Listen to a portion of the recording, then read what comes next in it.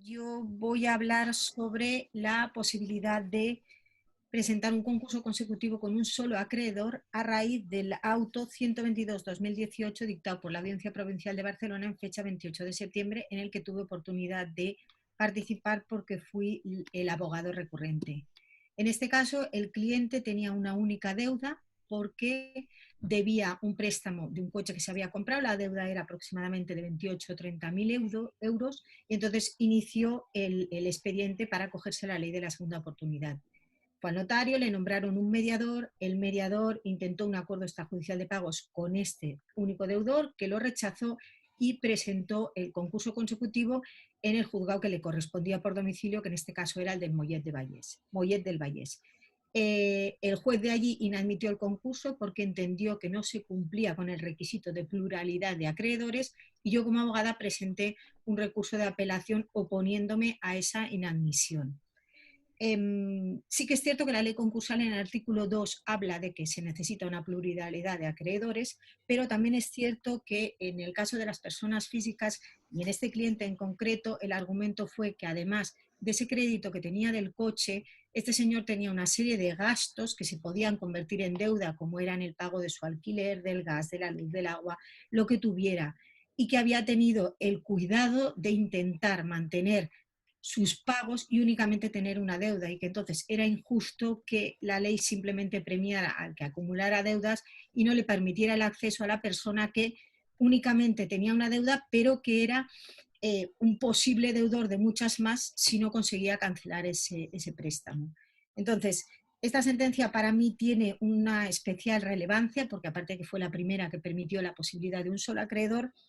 porque ha abierto cabida en esta ley al colectivo que para mí especialmente es más vulnerable. Estoy hablando de, por ejemplo, familias que tienen un salario de 1.000 euros, que en su momento compraron un piso, que en el momento que subieron los intereses de los pisos no pudieron pagar la hipoteca, el banco les ejecutó, les quitó su vivienda habitual y les ha quedado un remanente que en muchos de los casos es un remanente altísimo, que a lo mejor son 40, 50.000 euros, que con su salario de 1.000 años, ni que trabaje 1.000 vidas, va a poderlo pagar. Entonces, esta gente que además ha sido responsable y que solo tiene esa deuda, con esta sentencia me satisface el decir que con eso he podido llevar a otra gente que tenía estos remanentes y conseguirle la cancelación de la deuda.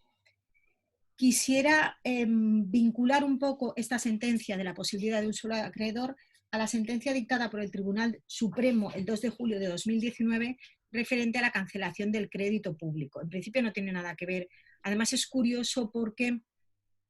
aquí no se trata de un concurso consecutivo que va encaminado a la cancelación de la deuda, sino que es un concurso normal, abreviado, que se presentó en el año 2010 y que una vez finalizado y en el periodo de una audiencia, el abogado de la concursada solicitó el beneficio de exoneración del pasivo insatisfecho.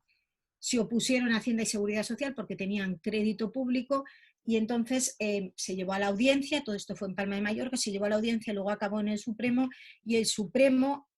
termina diciendo que el crédito público es cancelable,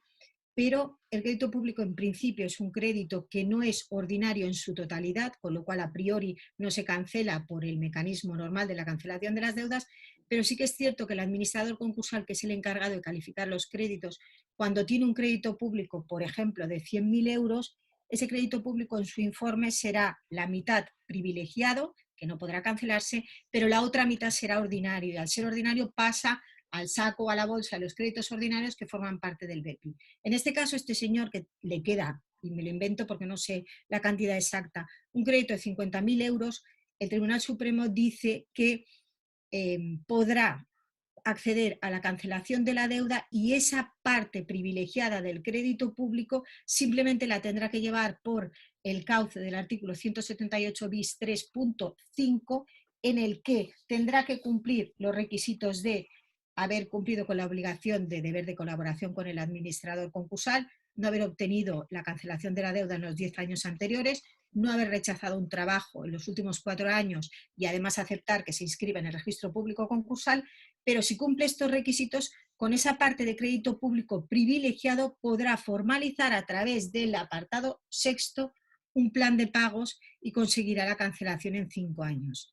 Este plan de pagos además tiene una especialidad, y es que Si, por ejemplo, estamos hablando de los 50.000 euros, no quiere decir que este señor tendrá que pagar esos 50.000 euros en cuotas mensuales durante 5 años, sino que como abogados le tenemos que hacer una petición al juez fundamentada explicando la situación concreta de ese señor, diciendo, este señor pues tiene unos ingresos de 1.000 euros, tiene un trabajo en una empresa concreta, sus gastos mensuales y necesarios son de 900, con lo cual su disponible son 100. De esta forma, ese plan de pagos para cancelar la deuda pública que se tiene que aplazar será en cuotas de 100 años durante 5 años y una vez terminado habrá cancelado todas sus deudas. Entonces, la vinculación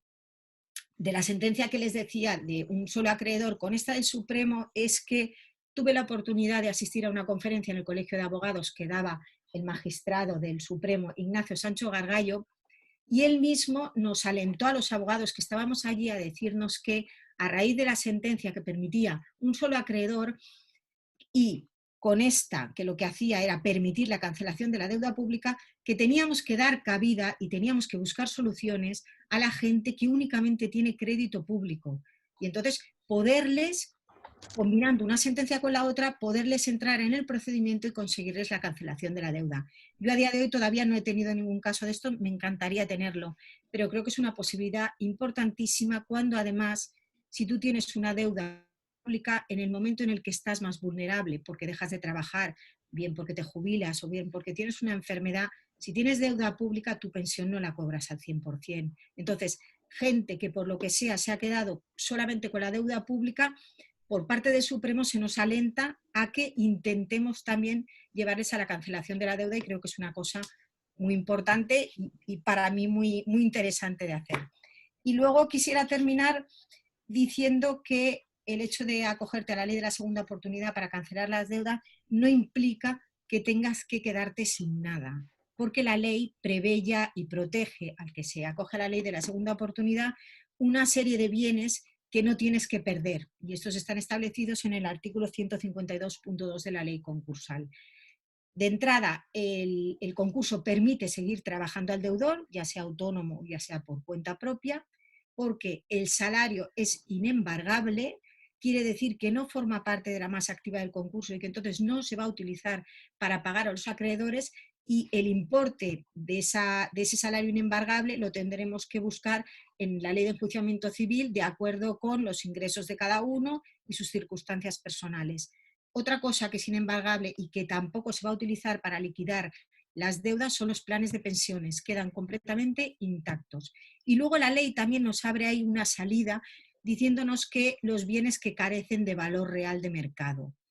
En este aspecto yo me encuentro mucho con que casi toda la gente que se acoge a la ley de la segunda oportunidad tiene un coche y el coche muchas veces para ellos es un bien necesario. Lo que pasa es que nos encontramos de frente con la calificación que hace la ley del bien necesario. Para poder excluir ese coche de la liquidación como bien necesario son poquísimos los casos y me estoy refiriendo al taxista su taxi, al camionero su camión y al comerciante su coche. El resto no sirve el argumento de decir yo tengo niños que tengo que llevar al colegio o yo lo necesito para ir a trabajar. La ley no lo prevé. Pero sí que es cierto que si es un coche antiguo y tiene poco valor, con esa salida que nos da la ley podemos intentar conservarlo. O bien, si el administrador concursal en su plan de liquidación le ha dado un valor a ese coche y establece un plazo para la liquidación, yo por ejemplo cuando me toca lo hago de 3 meses, si transcurridos esos 3 meses no he recibido ninguna oferta para la compra de ese vehículo, permito que el deudor conserve su coche.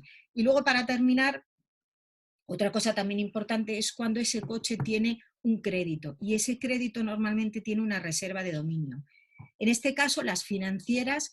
no tienen un crédito ordinario como tendría el banco en cualquier otro crédito, sino que tienen un crédito con privilegio especial, al igual que tiene el banco en las hipotecas. Y quiere decir eso que todo lo que se saque de la venta de ese bien tiene que ir directamente para cancelar el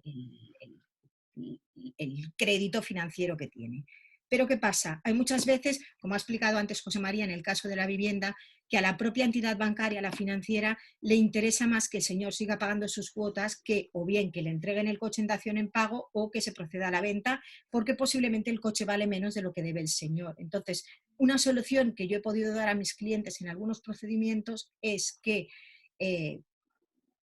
con autorización de la administración concursal o cuando sea administradora concursal autorizándolo, cuando ese señor con esa parte inembargable que tiene de su salario, que es completamente disponible para él y que no tiene que dar cuentas porque es suyo, puede seguir pagando esas cuotas de la financiera, pues con el acuerdo de la financiera poderle salvar el coche.